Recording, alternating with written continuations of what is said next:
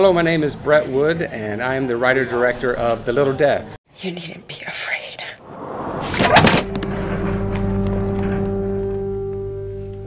There's a lady here. She's looking for Lily. Bring her in. I know she's here. In this house, right now. This girl you're looking for is not here. I say she is. Then one of us must be lying.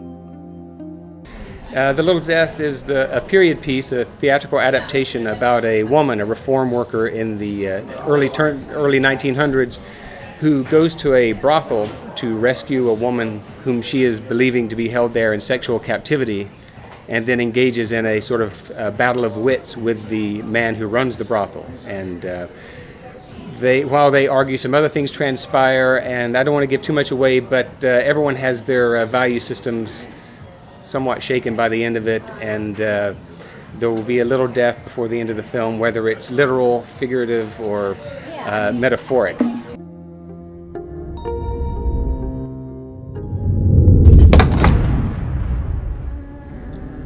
Sit.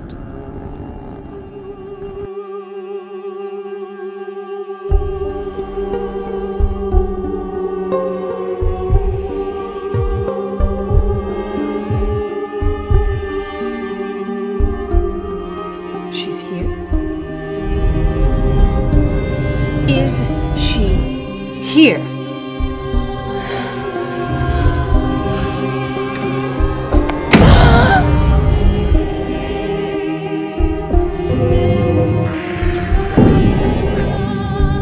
Don't just stand there, do something!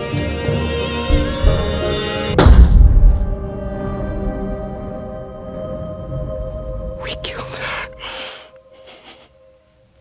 We kill them every day, in one way or another. My last film was Psychopathia Sexualis, and is also set in the early 1900s, and it's in a long span of time, sometimes earlier, and I can't seem to get away from the period thing, and I swore I wouldn't make another one, but after Psychopathia I was looking around for things to do, and I just felt like I know how to do period, I can do it cheaply, and there's a small faction of people out there who like this kind of thing, who like period films with a creepy sexual overtone. I was going to say undertone, but it's more of an overtone. And so why not just play to them? They supported me for Psychopathia, so maybe they'll support me for The Little Death. And maybe the next film will be modern day, but I can't promise you that. What I can't get my brain around is how is it affordable to do a period piece as opposed to making something contemporary? I mean, you have to hide all the iPods and the cell phones. So how is that, I mean, how are you able to pull that out? I mean, you can't shoot outside without seeing an airplane go by. I don't get it. Right. Well, you shoot in one room. That's kind of the secret. But in this case, we shot in one room, redressed it, pretended it's another room, redressed it, pretended it's another room. So we had a totally closed environment, which played into the whole theatrical adaptation side of it. We didn't want to, like, pretend that we're going to recreate a Victorian world. This was more like being in an aquarium, a Victorian aquarium, where you're stuck within these four walls and it's kind of claustrophobic. So we wanted to just go ahead and embrace that and let that play into the film. Well, and one thing that I liked about your last film is how literate it was. It was taken from some journals, and it was so intelligent.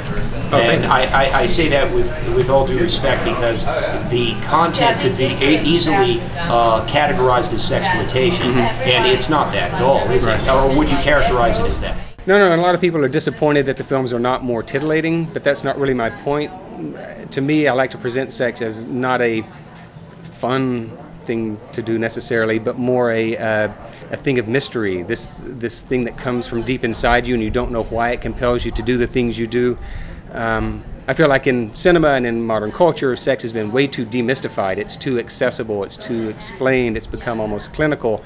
And so with this film and with Psychopathia, I wanted to restore the mystery of it, the undefinable thing that casts its spell on us that we can't control and we can't explain. But talking about language for a second, to me, and it's more so in this film than Psychopathia, the language is what sets the period. It's not the costumes, it's not the wigs, it's not the sets. It's really the language that puts you in the frame of mind of this is happening in another world, and not this is a bunch of 21st century actors sitting in a warehouse reciting Chekhov and Frank Wedekind. Well, and the fact that you dive into sex through the ages is kind of interesting. But one of the things that makes you a bit of an enigma is that we were at a party once, and my daughter was with me, and you have children as well. Yeah. And I wondered, and I wanted to ask you after I saw, because I hadn't at that time saw Psychopathia. Psychopathia, Sexualis. I hadn't seen it, which I watched it on Netflix, ironically. It is available streaming. It is. There you go. The plug. But you know, what do you say to your children when they see, or if they ever see or understand what you do? Right. Well, my son, who's 10 now, saw The Little Death, and it wasn't so much what I say to him; it's what my wife said to me afterwards, because he had seen it over my shoulder. He'd been around when I'm editing it. He was on set some of the time, so he is knowledgeable enough about the filmmaking process to not be sort of emotionally scarred by it. But in hindsight, I think maybe that wasn't the wisest decision, because there is some moments where he's got to be wondering what's going on. And there are other films I've made, like Psychopathia, I can't show him anytime soon. And my first feature was a documentary about driver education films where you see the dead bodies being taken out of cars that were done in the 60s in Ohio. And I don't think he's ready for that anytime soon either. So he just knows I make film, and he tries to help how he can, even if he's not allowed to see them. And by the same token, my first feature was a political documentary about the Republican Party, so I doubt that my 7-year-old is going to get into that either. In fact, that might be political porn. So what's next for you? I have a script which I'm trying to raise money for now, Carmilla, which is based on the 19th century vampire story by Sheridan Le Fanu, but I've updated it. So even though it's Gothic vampire lesbian fiction, it's somewhat in the modern day, and it's my attempt to try to be contemporary, even as I remain firmly rooted in the 100-year-old literature. Now, you're sitting here with some people from LA and a person from Toronto here at one of the restaurants outside the festival. And people are just swarming around. And they are. And you make movies in Atlanta. And I just wondered if that's your intention to stay here, and do you have anything good to say about the Atlanta experience? Yeah, Atlanta's a great place to make film. I could never make films in LA. They wouldn't want me, and I don't know that I would want to be part of the way they make films. Here I can control the content of my films.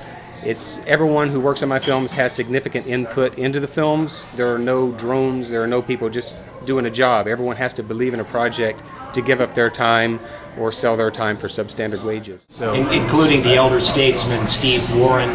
Steve Warren, look quickly for Steve Warren, who plays one of the Johns in the brothel. He is kind of a good luck charm. He was in Psychopathia as the strict father, and is in virtually every independent film made in Atlanta, but if you make a film without Steve Warren, you're really taking your film into your own hands, because you're tempting fate. I'm Bret Wood. I'm the director of The Little Death, and this is the Film Fix. All right, we'll try that.